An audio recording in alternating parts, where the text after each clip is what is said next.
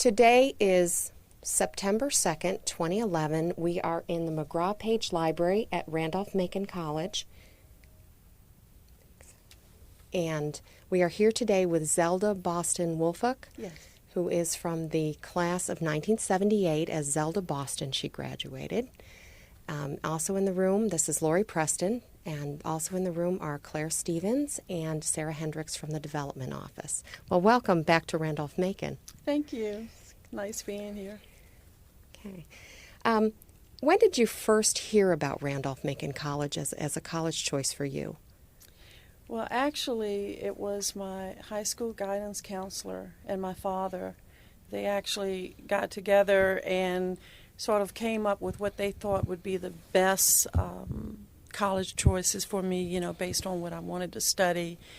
And, of course, the main criteria, or one of the main priorities, I guess, was to actually find a college that would hopefully provide scholarships and financial aid and, being able to afford a good or excellent college was very important to us. So they were the ones that actually got together and came up with a list. Okay. Who else was on the list? Do you recall? I remember Mary Washington was on the list because they had a very good foreign language program. And I think I had like VCU, and there was another college in Lynchburg, I believe, that was on there. For some reason, those are the only ones I remember. Okay. Did you visit the college before you applied or after you were accepted? Or We actually came up to the college once we had narrowed it down to 3 colleges. We did come up here. The other thing was because it was pretty close to Petersburg, which is where I'm from. It was a hop, skip, and a jump to come up here and take a look, and of course, beautiful campus. mm-hmm. What were your first impressions of the buildings and the students? What do you recall from that visit? I remember just coming here and just thinking that it was the utopic picture of a college.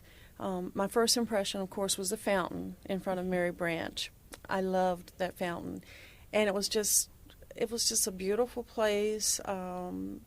Similar to, when I came in today, of course, a lot of things have changed, but students just, walking around, very, very nice, friendly, just a beautiful place. The buildings kind of old in a sense, or had some sort of rustic, historical type quality to it, but I just felt it was just a beautiful place. Okay. Now, the college had gone co-ed about less than 5 years before you came here. Did that influence your decision any, that it had only recently gone co-ed, or? It actually didn't. I know that as far as the choices I had, of course, I had one school that was all female. And then, of course, it was Randolph-Macon that had just become co-ed, like you said, not too long ago. That really didn't faze me a bit insofar as my decision went. The only thing that I remember with that was whenever I would tell anyone that I was thinking about going to Randolph-Macon, or when I had been accepted and said I was going to Randolph-Macon, the first thing that people would say is, "Oh, you're going to Randolph-Macon Women's College." And so I had to many times explain that, no, I'm going to the men's college. And they said, well, how can that be? And I'm like, well, it's not a men's college now, but it has been for about 140 some years. And I said, but it's now co-ed, and yes, I'll be attending there. Okay. Can you tell us about arriving on campus when you were a freshman? What dorm were you in? What was moving in like? I actually was in Mary Branch. So right out there in front of that beautiful fountain. And it was very exciting for me because really it was the first time that I had been away from home for an extended period of time. Even though Petersburg is not that far away, I really had not, traveled a whole lot or been away.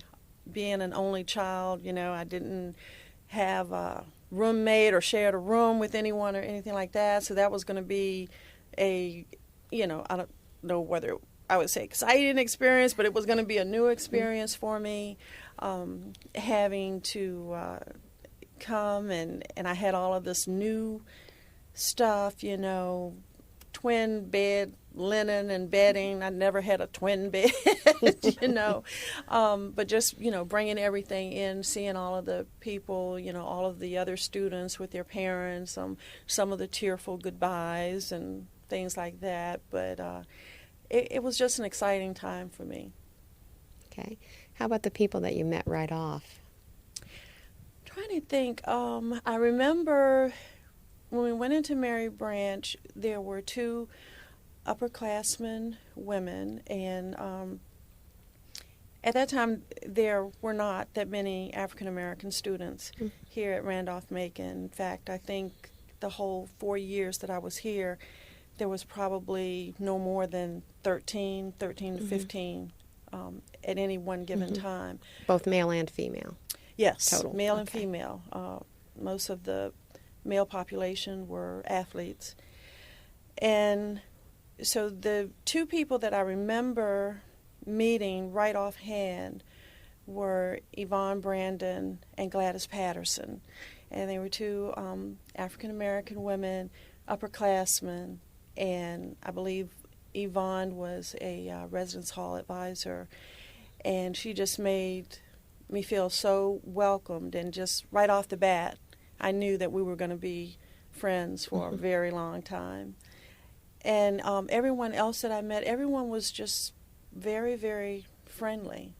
I felt like, even though it was obvious that I was different, by being an African American student, but at the same time, I felt very, very much at home. Okay. Now, how about your roommate?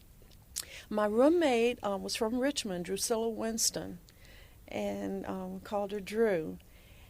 And she and I were different. We were opposites, actually. Drew was a little bit more outspoken than I was, and I was the introvert. But opposites attract, because we, became very good friends. I cannot remember having any disputes, like sometimes you'll hear about roommates not getting along. That was never the case with Drew or I. And it was just nice. It was kind of like, now, because I was an only child, it was like I now had a sister almost, and in addition to Vaughn and Gladys and other people or women that I met while I was here. Okay. Can you tell us about your social life on campus? What kind of activities did you participate in? What kind of things were happening? I was trying to think about social life. I guess it depends on the definition of social life. I really don't remember having a lot of social life. For the most part, it's because I studied all the time, either studied or worked. And it was a big joke to everyone, or they used to tease Drew and I, because our room was right on the front of Mary Branch, so you could see our windows. And people would say that no matter what time they came by, our lights were on. And that was true, because we had we studied literally all the time. So if I was asleep, she was studying. And then if I was studying, she was asleep. So we never turned our lights off. We went through a lot of light bulbs. But we were always studying, and people just said, y'all never turn your lights off. But I did have some, activities that I took part in. Number one, I was a cheerleader here the whole 4 years I was here. And that was very exciting in that it probably helped me to keep from having the body type that I have now. It kept me fit, strong. And it was also an outlet, because instead of being the introvert, when I was a cheerleader, I was the extrovert. And so, it just kind of released some tension or whatever. So it was a very good outlet for me, as well as, I met some very nice young women who were also cheerleaders that we were very close because we were always together. And of course, also with cheerleading, I was able to go to other colleges. I met a lot of people at the other colleges, and so that was really nice. After the first year at Mary Branch, I moved to the Jones Motel dorms, and I became a resident advisor. I had a room to myself. I didn't have my roommate anymore. Drew also became an advisor at one of the other motel dorms. And so there were dorm activities like competitions between the dorms, different things, like an intramural type sports. So I participated in that, of course. I'm trying to think. As far as other activities, I remember being inducted in Omicron Delta Kappa, but I don't remember exactly a lot of the functions that went on with that. I do remember the frat parties because the frat parties, some of them had some of the most incredible bands you ever wanted to hear. And they played music that I liked, and I liked to dance. And in fact, my husband, who also graduated from here, we were not dating here, but of course we knew each other because there were so few of us. But we would meet and go to the dances, and so that was very, very nice. And the strange thing is my music director at the church I attend now, he was a music director up until a little while ago. He actually was in one of the bands that played here, and we were just talking, and Michael was talking to him as well and let him know that we went to Randolph-Macon, and he said, we used to play up there. And he told us the name of the band. I'm like, oh my goodness, I remember you. Y'all were so great, But I do remember the frat parties, with the dancing and the bands. That was really nice. Mm-hmm. Did you go any place here in town for anything, or did you go into Richmond? Well, didn't go into Richmond that much because I was here the whole 4 years without a car. And back in the 70s, there wasn't that much in Ashland. There was a Henry Clay Shopping Center, I remember. There was the Mayberry ice cream shop. And I can remember us going to Mayberry because that was kind of like what you did on Sunday, which was so neat. Okay. It was the cutest ice cream place. It was pink and, and I remember Cousins Pizza. And although I never went to Cousins used to make sub runs, and they would go to the dorms and they would bring subs, and you would buy them, as they came around. And that was my fast food. That's the only fast food kind of that I remember.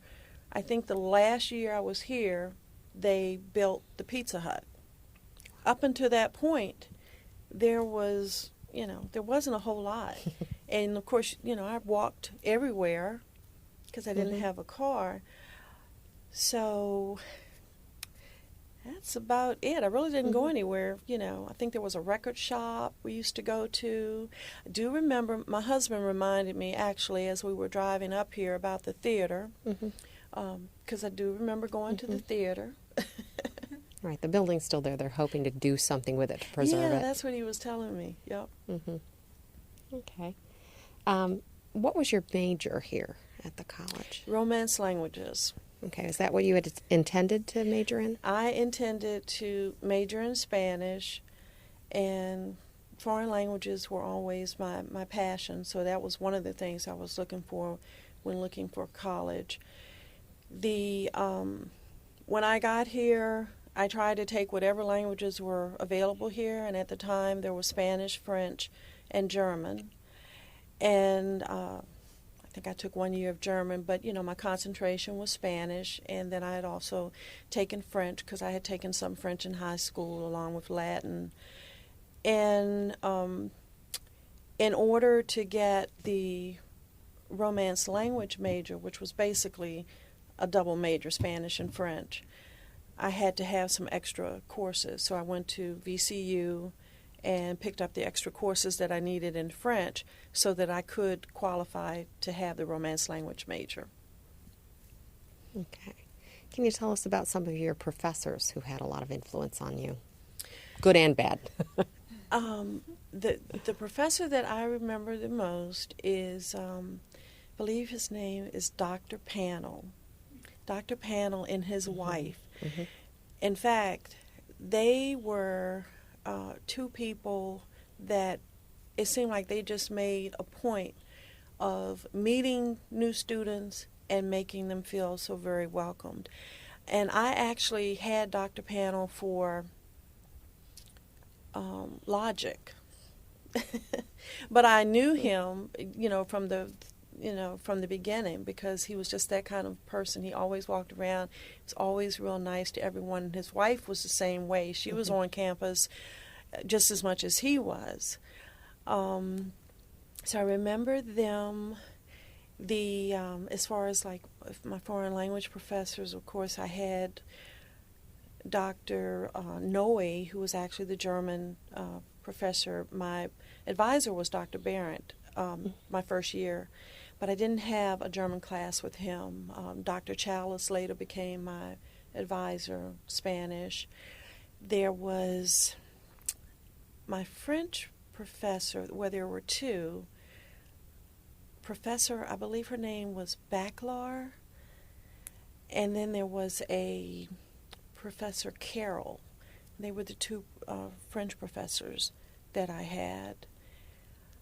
And of course, I spent most of my time, my classes, with them. But I can't really say I had, any bad experience with any professor. It was really, they were all very nice, very welcoming, supportive. Mm-hmm. Did you find the curriculum to be sort of properly challenging intellectually? Yes, I think so. Again, being with foreign languages, it was challenging anyway. I mean, to have to write, term papers in another language and reading all of the information, in another language, it was very challenging. The only thing that I truly regret as being a Romance language major here was that I don't recall having the opportunity, say, to study abroad, which I think would have just totally made this an awesome experience for me. That's the one thing that I really did miss. Okay.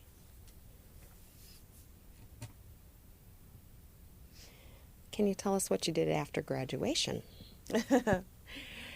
After graduation, first of all, I guess I had the misguided notion that graduating, from Randolph-Macon College or graduating from college was actually going to allow me to have enormous opportunities insofar as job opportunities go.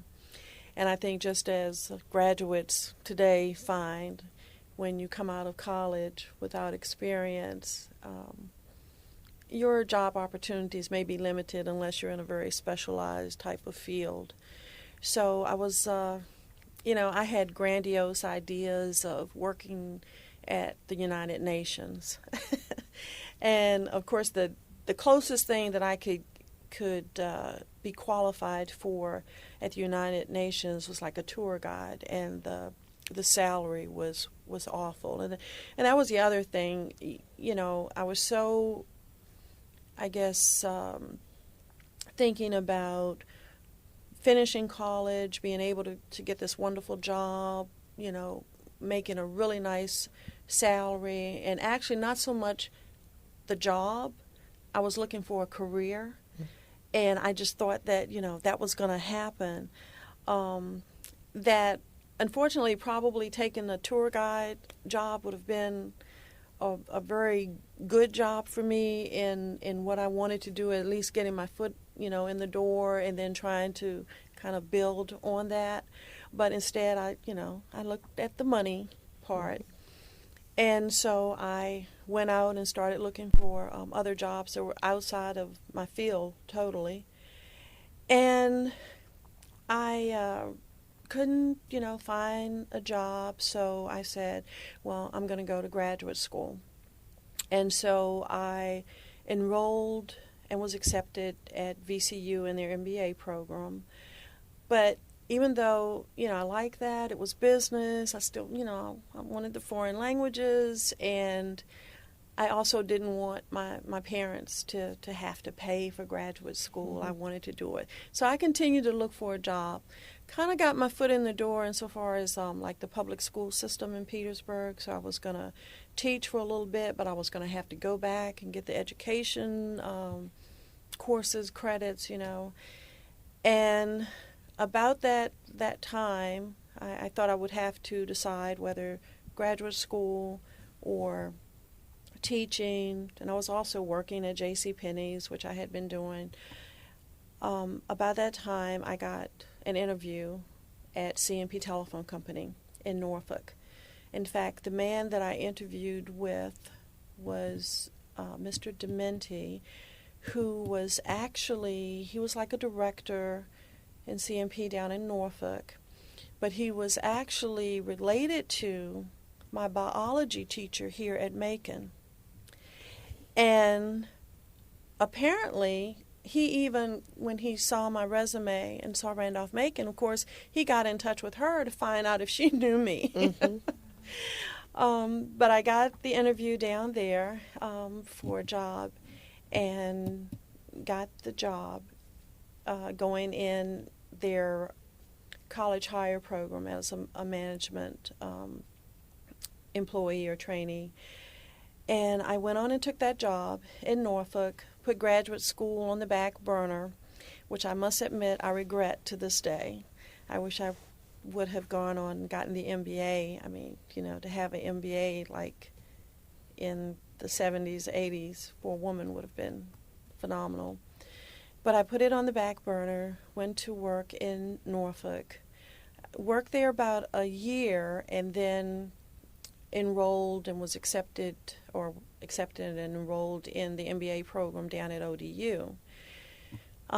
Stayed in Norfolk about 2 years while working on my MBA, and then had the opportunity to move back to Richmond or towards Richmond, still with the C&P Telephone Company with a job up here, and so I chose to do that.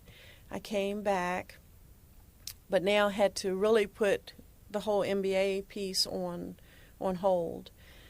And I worked at a job here for C&P Telephone Company, which was, my first job was in force management. The second job, they had an office that actually did hotel billing information systems for C&P. I did that. By then, I guess it was probably about 4 years working.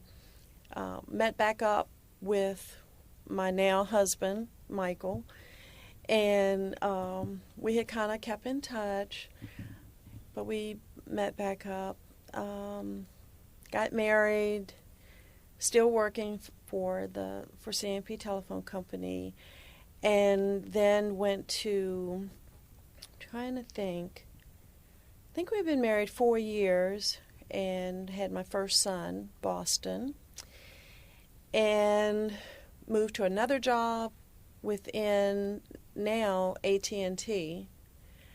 Worked there for a number of years with divestiture, which was like 1984. They kind of allowed you the opportunity of either staying with AT&T or going back to C&P, which was now going to be Bell Atlantic. So I decided I'll go back to Bell Atlantic. I could still keep all of my service. Went back to Bell Atlantic, was working in database administration for a number of years as a manager. And then let's see, after data administration, probably 5 years had lapsed. I had my second son, Logan, and and then from the database administration job, basically, I think, let's see, before I had Logan, I actually, no, it was after I had Logan, I actually did finally get to go back to graduate school. Still again for MBA, but this time at Averett University. And I did finally get my MBA in '96. Still continuing to work for the company.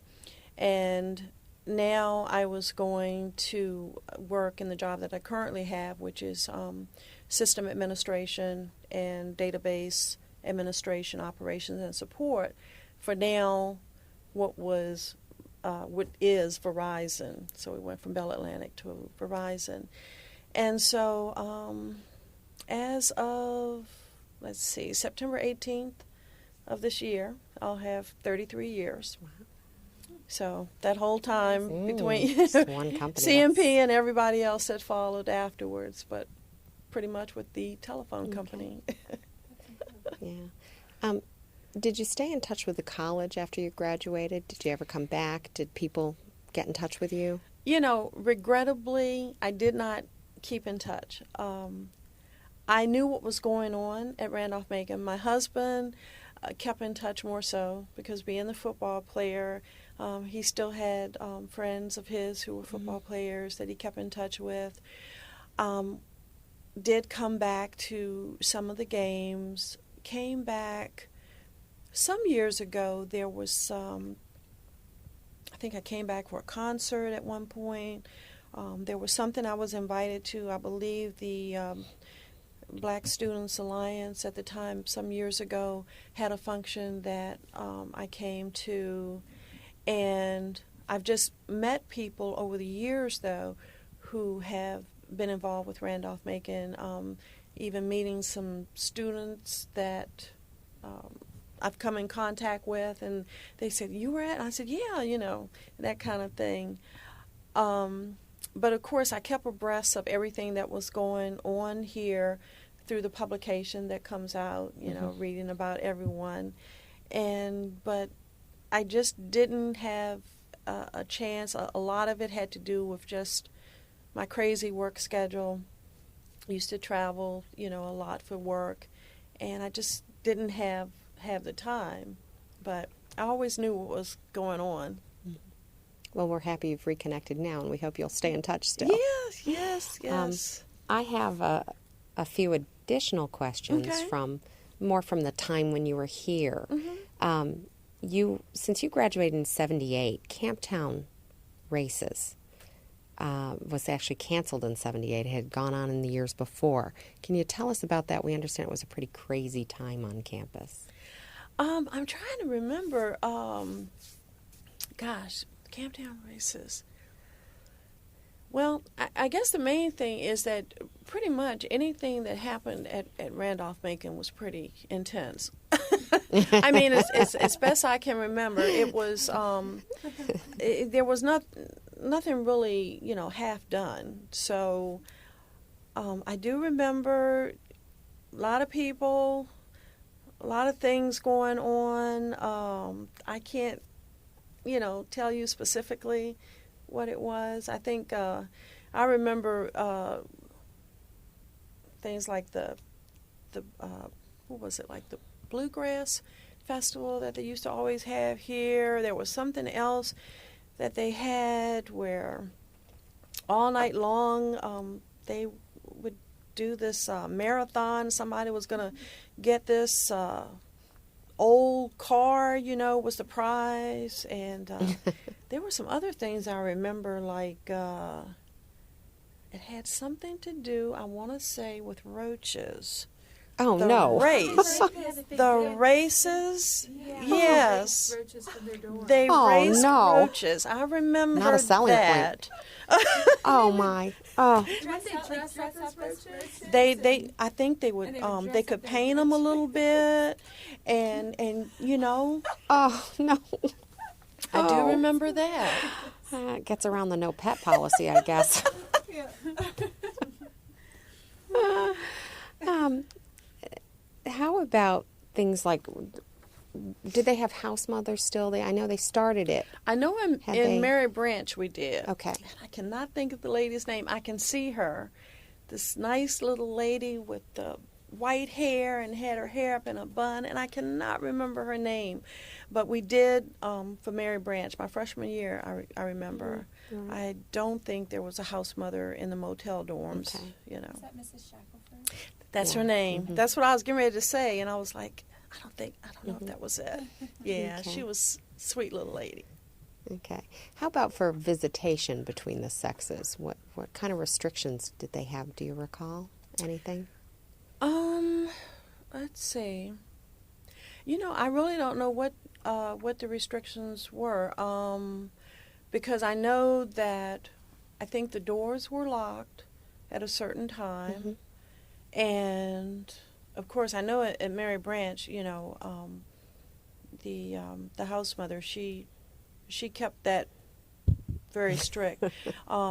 The visitation in the motel dorms was a lot more lax, but I do remember we had the doors locked at a certain time. Security would come around. Of course, sometimes people would open the doors. You know. Or there were rocks left between doors. Yeah. Okay. How about in terms of being a woman on campus? Did you feel that the faculty and staff treated the young women differently? Were there any people who seemed still at that point resistant to women? You know, I honestly don't know if I ever witnessed any of that. You know, there would always be, you know, people would say if you had a particular professor and you didn't quite do as well, you know, in his class. I had heard, you know, folks say, well, you know, he just doesn't like the fact that women are, you know, are here, or that he's rougher on the women students than the male students. I did have one professor that I remember them saying that about, and I must say he was the only professor that I had during the time I was here that I ended up making a C in. So, so it may be right. I don't know. No, but I guess there were some, but. Okay. Do you have any other anecdotes or stories or memories that you'd like to share with us of? You know, one of the things I remember here, because like I said, I really love the fountain. Now, when I came up today, for some reason that fountain looked smaller to me than it did. And of course, it's probably because I'm a lot larger than I was when I was here. But I remember that fountain, and one of the things, and maybe this was during Camptown, I don't know, but they would put bubbles in the fountain. There were also incidents where they would put eels in the fountain. Oh, my. Yes. I haven't heard And I was like, mortified. But I remember the bubbles, and I remember being put in the fountain when there Personally. were bubbles. Boy. Bubble bath then. Yep.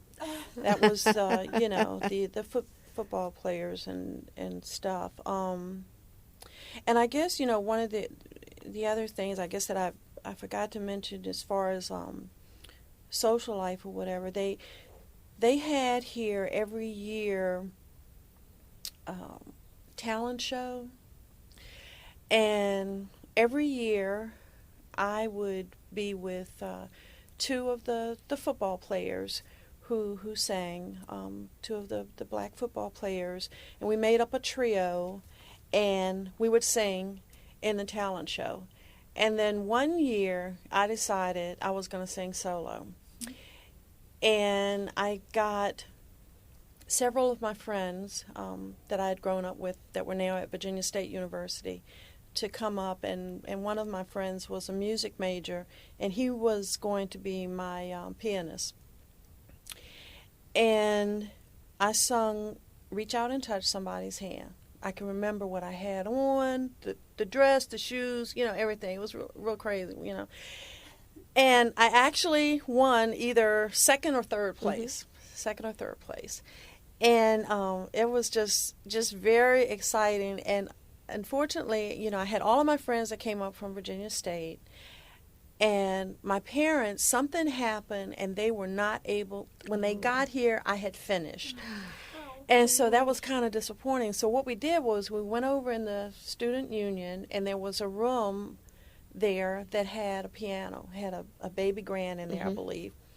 And so my friend who played for me, he played it again, and I sung in the student union for my parents. And I guess just like with cheering, I'm kind of loud when I sing, so people could hear it, and so they started coming in the room. And I do remember that. That was a lot of fun. Well, can you tell us about the shoes and the dress?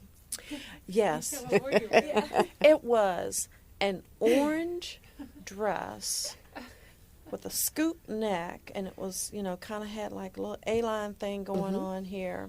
And I remember having on these like blue, now that I think about it, I had on UVA colors. My oldest son went to UVA. But I had on these blue, really high heel shoes, and I don't know how in the world I was able to stand up on stage nervous with those high heel shoes on and that dress. And you know, I was very thin at the time, so. Yeah, you had mentioned that you came here with scholarships. Do you know which ones that you got? Do you recall? I don't remember. Okay. I had a 4-year academic scholarship, and then I also had a couple of other like assistant packages. There was something that I had where you had to remain working in the state of Virginia for 4 years. I also did work study while I was here, so I used to work over at, I can't exactly remember which building it was now, but it was kind of like the admin building. I used to work over there. And then they also had opportunities for, I guess, different folks in the community to request students, like they needed babysitters or whatever. And I babysat for a couple of different folks. One of the ladies actually ended up, I think she's something now with the college, and I can't think of her last name, but babysat for her and a couple of other families. What did you do? What was your student worker job? Pardon me? What was your student worker job in the admin building?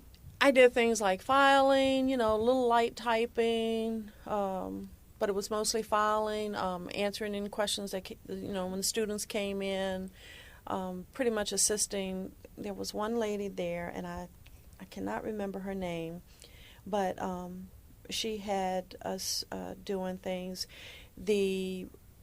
There was also now I never got to work in the print shop, but there were some people that actually worked in the print shop with Mr. Lee, I think his name was.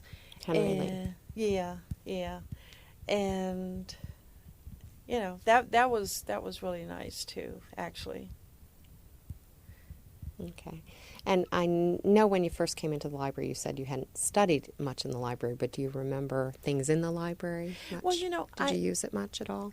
I studied in the library. It's just that it was not my main place to study because of the hours that I continued to study. But I remember the library with the tables. There were these long wooden tables, and of course, when I came in, of course, there was not you didn't have iPods and all that, so you couldn't have like any music, and I always liked to kind of have a little bit of background music, whether it was classical or jazz or something, just some background noise. And that was the thing about the library. There was no noise. It was a traditional library, so you didn't have the noise. I do remember there was a quiet study area. And I remember you going into the store, and there were the really nice chairs there. I even want to say it might have been leather chairs, but they were really nice chairs. And you had this thing that you could buy from the bookstore that was just a board but it was kind of cut out like that so that you would put that board over top of the chair. Okay. So you actually had a surface. So I remember buying one of those, and in fact, I've only misplaced it probably in the last 5 or 6 years. I don't know where it is, Okay. but I had that board all of those years, and that's what I would, I'd go in there and I'd read in that quiet room, but I'd have to leave because you couldn't have water, you couldn't, have any sound, you couldn't, We're I just different had to now. yeah, it's different now. Just like in the public library, it's different. I went in, there, and I saw people with drinks, and I'm like, I just didn't know you could do that anymore. That you could do that. But yeah, it was totally different. There were no computers, of course. Every term paper I did here at Macon, I typed. In fact, that was one of my other jobs. I used to type term papers for students. Okay. How about the college food? Students always complain about college food. Do you remember it being okay or not? Well, it was fine to me. I mean, I just thought it was amazing that all I had to do was just walk down to the cafeteria and get something to eat and not have to pay. So, when you don't have a car and there's really not that many places that you can walk to, there weren't that many places, period, in Ashland, for fast food or anything like that, I was fine because I was eating. I was not hungry. There were certain days, there used to always be the jokes about mystery meat. And so people would talk about the mystery meat. People would also say that the athletes got more food than anyone, or they would, they said, they'll save him a piece of pie or something, or whatever, because he's an athlete. But I thought the food was good. Again, I'm not a really good cook, so anytime I'm eating something other than my cooking, it's good. I didn't have a problem. I remember we had a snack bar in the student union. We used to go in there probably more frequently than we needed to because it would be late at night, and I can remember some of the ladies that work there. By my husband being from Caroline County and having relatives in Ashland and around, he knew a lot of the people that worked here. And so we got to know a lot of the people that were here. And they would fix things that I don't believe were actually on the menu, but they knew that, for example, a bologna burger.